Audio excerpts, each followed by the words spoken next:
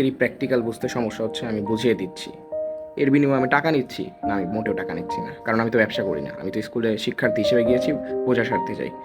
তো যেই প্রশ্ন করে আমি স্বাভাবিকভাবে আমার যতটুকু সময় থাকে আমি বোঝানোর চেষ্টা করি, তাদেরকে বুঝিয়ে দিই। একজন দরিদ্র মানুষকে টাকা দিলেন, আপনি তার আর্থিক পরিস্থিতি দেখে বা হয়তো বা 20 টাকা দিলেন, দান করলেন, ওটাতে রুটি খাবে ওটার জন্য দিলেন যাতে তার ভালো হয়। কিন্তু 20 টাকা দিয়ে ভাইজান, কাকা, মামা, দোয়া করে দিন, এই কথাটা বলা আমাদের উচিত না। এই পুরো দুনিয়ায় 800 কোটি মানুষ আছে, 800 কোটির অধিক।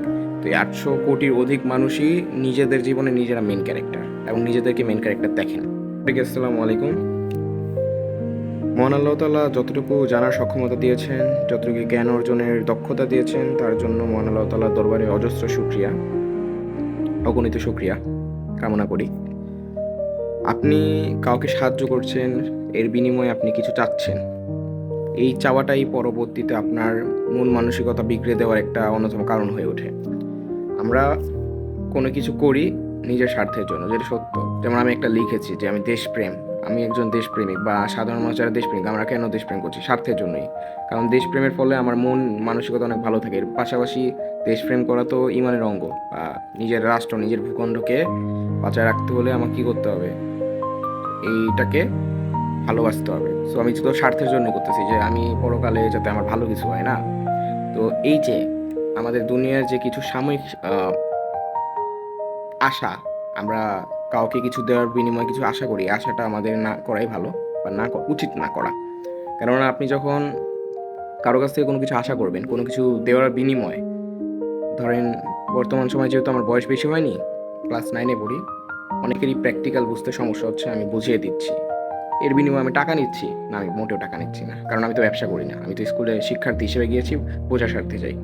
তো যেই প্রশ্ন করে আমি স্বাভাবিকভাবে আমার যতটুকু সময় থাকে আমি বোঝানোর চেষ্টা করি, তাদেরকে বুঝিয়ে দিই।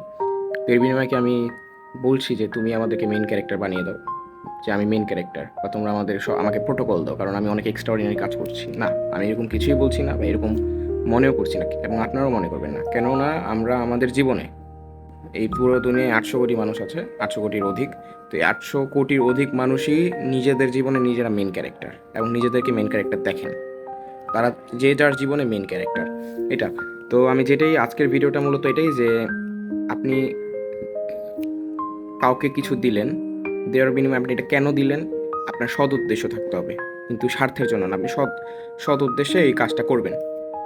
যেমন আপনি একজন দরিদ্র মানুষকে টাকা দিলেন, আপনি তার আর্থিক পরিস্থিতি দেখে বা হয়তো বা 20 টাকা দিলেন, দান করলেন, ওটাতে রুটি খাবে ওটার জন্য দিলেন যাতে তার ভালো হয়।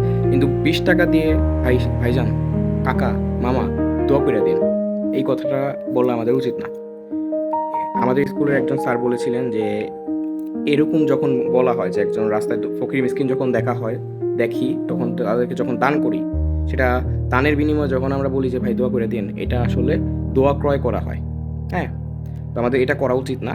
ঠিক একইভাবে জীবনে কাউকে কোনো কিছু দিলাম, সেটা সৎ উদ্দেশ্যে দিয়েছি। কেন দিয়েছি? যে আমি জানি আমার তো একটা মনুষ্যত্ব বোধ রয়েছে, আমি তো মানুষ।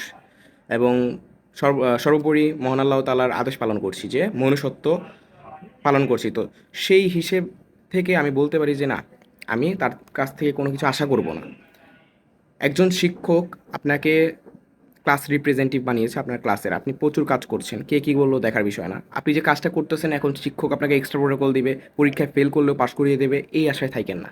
কারণ আপনি এই কাজটা সেই জন্য করছেন না, এটা আপনার কর্তব্য, দায়িত্ব, তাই আপনি করছেন। হ্যাঁ, সুতরাং আমি আজকের এই ভিডিওটি বানাচ্ছি এই কারণেই যে আমরা কোনো কিছু যখন কাউকে সাহায্য করব, সৎ মনে করব, নিজের মনুষ্যত্ব পরিচয় দেওয়ার জন্য করব, এই ব্যতীত, এবং নিজের মনের ভালো লাগার জন্য করব, এই ব্যতীত অন্য কোনো বিনিময়ে কোনো কিছু যাতে আমরা না আশা করি। আর যদি সেটা পেয়েও যাই, সেটা কি খারাপ? না, সেটা খারাপ না। সে আমাকে খুশি, মানে আমি তাকে সাহায্য করলাম, সে আমাকে খুশি মনে বিভিন্নভাবে সাহায্য করলো, বা আমার সাথে কথা বললো, বা তার বাসায় ইনভাইট করে খাবার দিল, সমস্যা নাই, আপনি অ্যাকসেপ্ট করবেন। আবার সেটাকেও আপনি উপেক্ষা করতে চাইেন না। তো আজকের টপিকটা এটাই ছিল। আশা করি সবাই ভালো থাকবেন। সবাইকে ধন্যবাদ।